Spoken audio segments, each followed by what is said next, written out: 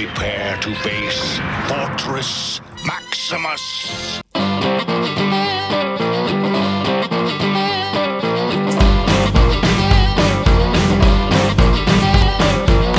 Hey guys, hello gorgeous. I am super excited for this review because it's my biggest 360 swag review yet. It's Transformers Titans Return Fortress Maximus. I don't get the Titans Return part though. Why can't they call it Headmasters again? Or Titan Masters? Whatever. The point is, we finally got another gigantic Fortress Maximus. Fort Max, as he's affectionately referred to by Transformers fans, was the biggest Transformer released in the G1 line, not to mention one of the biggest toys ever made, period. He and the G.I. Joe USS Flag aircraft carrier were the two holy grails for many kids back in the day. Which was a Wednesday, by the way. And like most kids, I couldn't afford either. But thanks to disposable income, not to mention the most amazing wife ever, I was able to pick up a complete G1 Fortress Maximus with box on eBay a few years ago for far too much money. Thank God for resale value. It was so cool to walk into the same Toys R Us in Kitchener, Ontario, Canada, my hometown, that I saw the original one in that I couldn't afford, and walk out in 2016 with the new version. And just a quick shout out before I get to the review. I want to show some appreciation for the amazing girlfriends and wives and boyfriends and husbands who let their partners be themselves. They let them indulge in their passion for toy collecting or comics or games or movies or cartoons or any other nerdy thing. You people are awesome, and we are very lucky to share our passion with you. Okay, this bad boy is 30 years in the making. Does he live up to the gargantuan name of Fortress Maximus? Let's find out.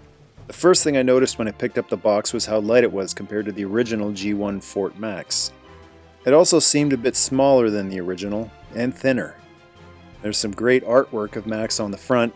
This guy is so huge and powerful looking, it's almost impossible to have a bad picture of him. And standard toy images on the back.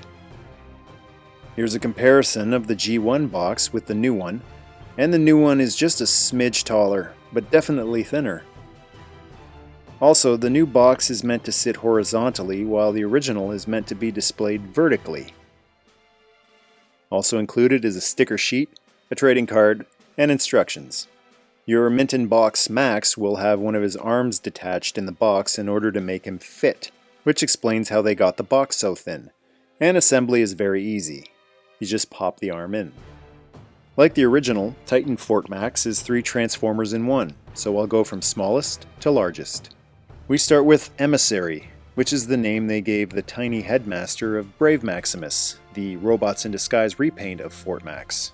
But you and I both know this is Spike. Must we drag you humans into it too? I think we already are in it, Cerebros. He's a pretty simple figure, and he does suffer from back face. He's got a few points of articulation, moving arms on ball joints, but mine are very stiff. The plastic feels much more flimsy than the original plastics used on G1 Transformers, so be careful not to snap anything. Here's the craziest part. His teeny tiny head swivels. That's one of the smallest articulated heads on a figure I've ever seen.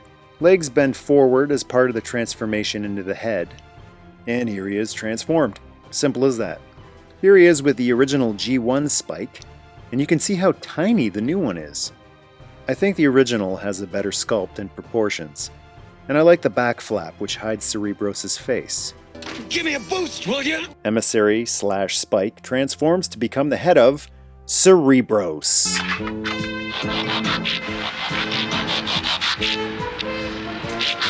Ultimately, the reason I decided to go with a Hasbro version of Fort Max instead of the Takara version was because of Cerebros. The Hasbro version is more true to the cartoon version, with black coloring and the mouth guard.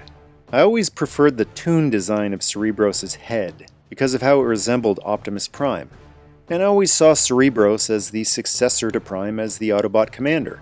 Since he's one of the most intelligent Autobots, hates to fight, No, I've had all the fighting I can stand. but is one of the most powerful Transformers of all, by way of controlling Fortress Maximus. His posability is awesome. especially compared to the brick that the original one was. I love the color selection here, and I like that it's not a 100% recreation from the cartoon. He's got the grays and blacks from the cartoon, but some blue on him as well, which creates some unity with Spike as well as Fortress Maximus, and the silver chest really pops. He's also got the trademark big backpack of the G1 Cerebros, and they've moved Max's head horns to be part of the backpack, which fold in, instead of molded onto the legs like the G1 version. Lots of great poses thanks to neck, shoulder, elbow, hip, and knee articulation. And his head is proportionate to his body. I guess that's why Spike ended up being so small this time out, so that Cerebros wouldn't get a big head like the original. Leave me alone. Now here's one of the coolest upgrades. Cerebros has electronics.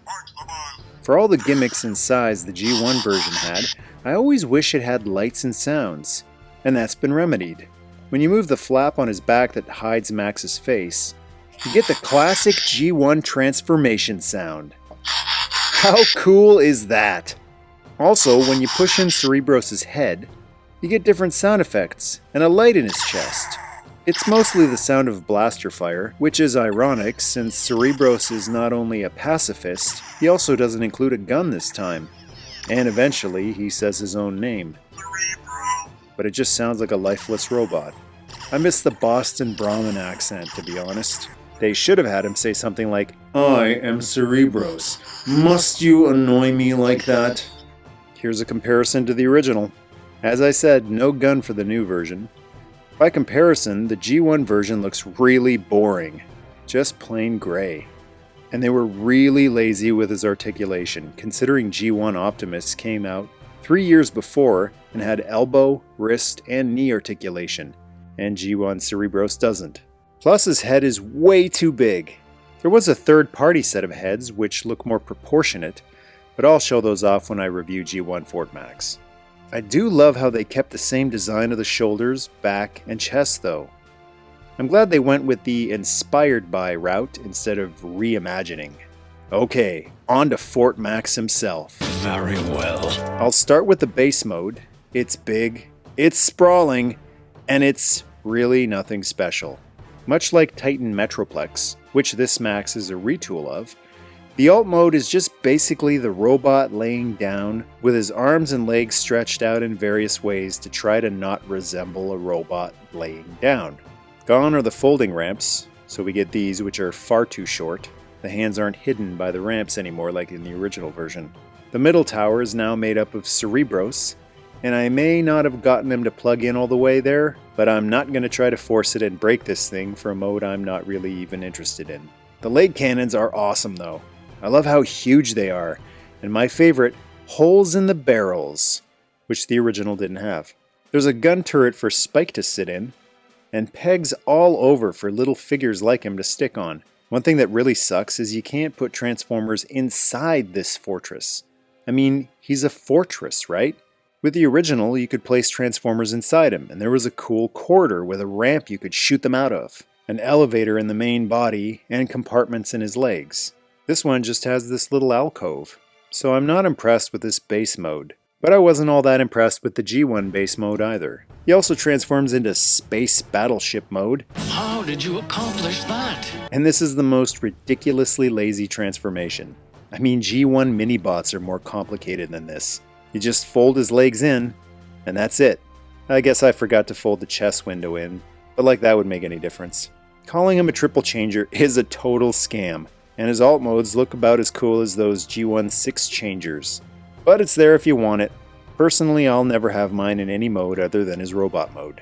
And on to the robot mode. Watch this, scrap for brains!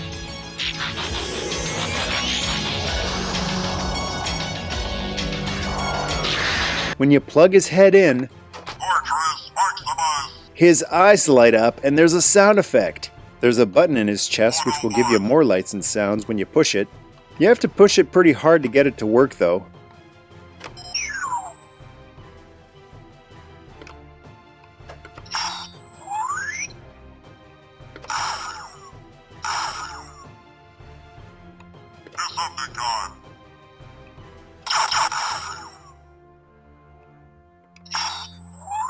but if you push it too hard, it functions as an ejection mechanism for the head. It can be pretty stiff to get out completely though. Jeez, I feel like Sub-Zero in Mortal Kombat. Finish him! As much as I dislike the alt modes, I love the robot mode. He is gorgeous! When I first heard Titan Fort Max was just going to be a retool of Titan Metroplex, I said pass. But I had no idea they could make Cybertronian salad out of Cybertronian sludge. The coloring, the sculpt, the proportions, the articulation, the sturdiness, all across the board is fantastic. He looks so awesome even when he's just standing in a neutral pose. He's got a few of the G1 version's gimmicks, and he's also missing a few. Back are the leg cannons, and this time they are gargantuan. I love how huge these things are. The side cannon is back too, and much smaller, which I prefer. The G1 version was far too big and awkward for my tastes. And that's it for weapons, folks. The US version of Max doesn't come with any rifles or Master Sword, which will be included with the San Diego Comic-Con version this year. All of his weaponry is on his legs. Gone are the flip-out wrist and hand guns. There's a compartment that opens up on his forearm like Metroplex, but this one is just empty. No gun like Metro had. The good news is that he's got little holes all over, so hopefully we'll be able to upgrade his weaponry with some third-party additions. I used some little double-barrel cannons that were made as an upgrade for Titan Metroplex. And I guess there's one more gun other than on his legs. He's got the swivel cannon in his chest that Spike can sit in, but unfortunately the hinge is very loose, so you can't pose the gun sitting straight out or aiming up. It just flops down. Okay, let's check out his posability. Absolutely amazing. Fortress Maximus is running. He is so sturdy compared to Metroplex. He can hold several different action poses securely. He's quite a bit lighter than G1 Fort Max, which helps. Okay, time to test the limits of my turntable with old versus new. Here he is with G1 Fortress Maximus. The new one is just a bit taller, but so much better proportioned. I love how much the new chest resembles the old one. The tint of bluish green on the window is almost exactly the same too. Another missing element from the new one is Gasket and Grommet, who combined to form Cog. Man, they really cut a lot of corners with this guy. Welcome to Toys in 2016. The new leg cannons really make the originals look puny though. And I never noticed this until comparing him to the new version, but G1 Max has tower ass. Oh well, it's better than butt wheels. Wait, he does have a butt wheel. Not to mention a crank in the most awkward of places. I do miss the waist cannons, as that's one of Fortress Maximus's trademark gimmicks for me, but hopefully there will be a third-party add-on. And here he is with who he was retooled after, Titan Metroplex, San Diego Comic-Con version with chrome face and thighs. Huge improvement. The blocks on Max's sides, which form the tower and city mode, fill him out nicely so that he doesn't have that overly thin waist that Metroplex has. There are so many add-ons, parts resculpted, and parts turned backwards that it's hard to tell these guys are repaints of each other. Although I think he should have come with more accessories, I'm very pleased that he wasn't a lazy repaint of Metroplex. An amazing Transformer that lives up to the original, at least in bot mode. He'll make a great centerpiece for your modern or masterpiece Transformers, and you won't have to worry about him falling over onto your collection like Metroplex. It's a miracle. So that's my review. Now it's your turn. What do you think? Is the new Fortress Maximus a holy grail or an epic fail? Scroll down and go to town. And to join the Nerd Tribe, hit subscribe. Nerd must stay. Hadouken!